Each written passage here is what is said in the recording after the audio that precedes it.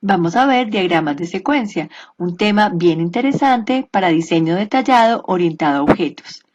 Vamos a ver dos partes, primero los elementos básicos y luego unos aspectos un poco más avanzados. Los diagramas de secuencia son un tipo de diagrama de interacción de UML para modelar el comportamiento del sistema.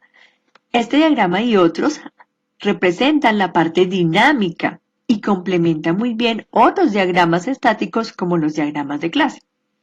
Específicamente los diagramas de secuencia representan el paso de mensajes entre objetos para lograr un objetivo. Se pueden usar, por ejemplo, para mostrar cómo es un protocolo de comunicación, para mostrar el comportamiento interno de un método o para mostrar cómo es el flujo o secuencia de un caso de uso. Este diagrama hace énfasis en el tiempo, como yo mencionaba, la secuencia u orden de los mensajes. Para lograr esto tiene dos dimensiones. En la parte superior, con una dimensión horizontal, vamos a tener las instancias de las clases o los objetos que van a participar en esa funcionalidad y esta dimensión no tiene ningún orden en particular, aunque por lo general se van colocando en el orden en el que aparecen.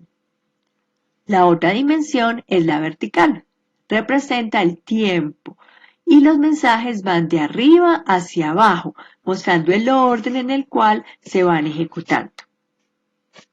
Miremos los elementos que tiene este diagrama. El más importante son los objetos, que por supuesto son las instancias de las clases. Se representan con un recuadro muy parecido a una clase, pero tienen estos dos puntos, marcan la diferencia, porque esto no es una clase, sino un objeto de la clase municipio. Opcionalmente le puedo poner un nombre. Aquí estaría diciendo que este es el objeto ciudad 1 de la clase municipio. Como los mensajes van de arriba hacia abajo, lo que se hace es colocar en la parte superior los objetos y se les asocia una línea de vida, que es esta línea punteada que representa la existencia del objeto durante toda la funcionalidad y es sobre estas líneas que se van pasando los mensajes. Bueno, ese es otro elemento, un mensaje. Un mensaje es una comunicación entre dos objetos y si lo viéramos en código es cuando un objeto llama a un método de otro.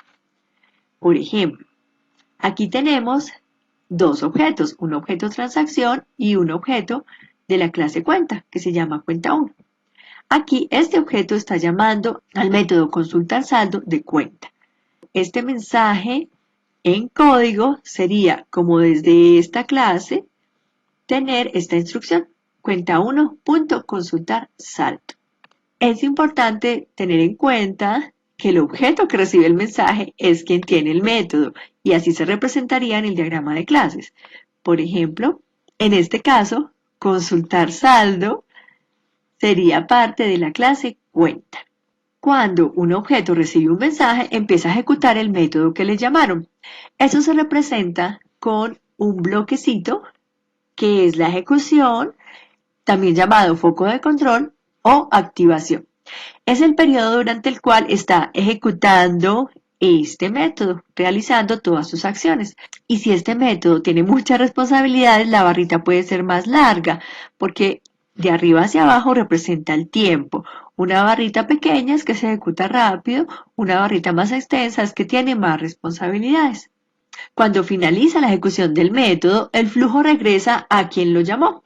En este caso, cuando cuenta termina de ejecutar el método consultar saldo, se vuelve aquí a continuar con lo que esté haciendo este objeto de la clase transacción.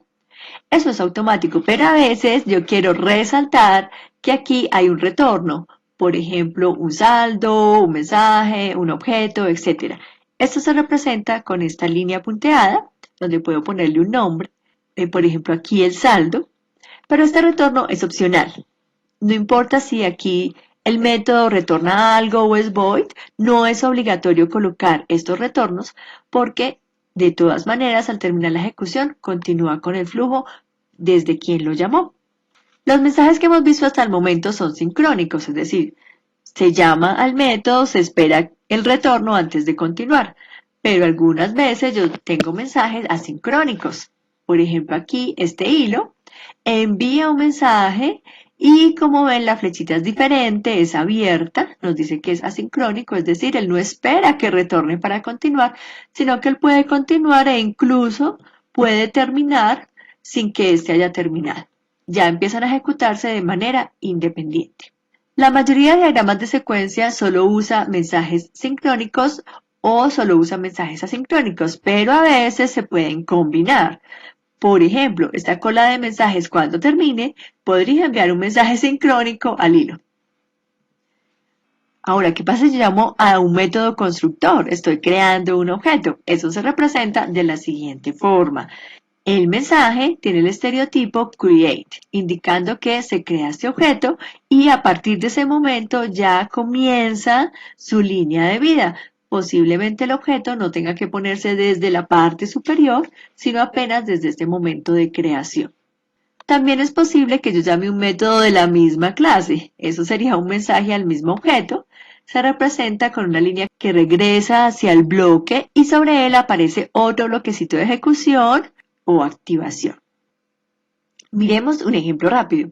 Para la funcionalidad registrar docente. Aquí tenemos un objeto de la clase de frontera, un objeto de la clase de control y algunos objetos de la clase docente. La frontera llama al método registrar docente de la clase de control. Él llama internamente al método buscar docente. A su vez ese método tiene que preguntar la cédula a los docentes que ya existen para verificar que no esté repetido. Cuando esta búsqueda termina y si todo sale bien, crea un nuevo docente, un nuevo objeto para de esa manera registrarlo.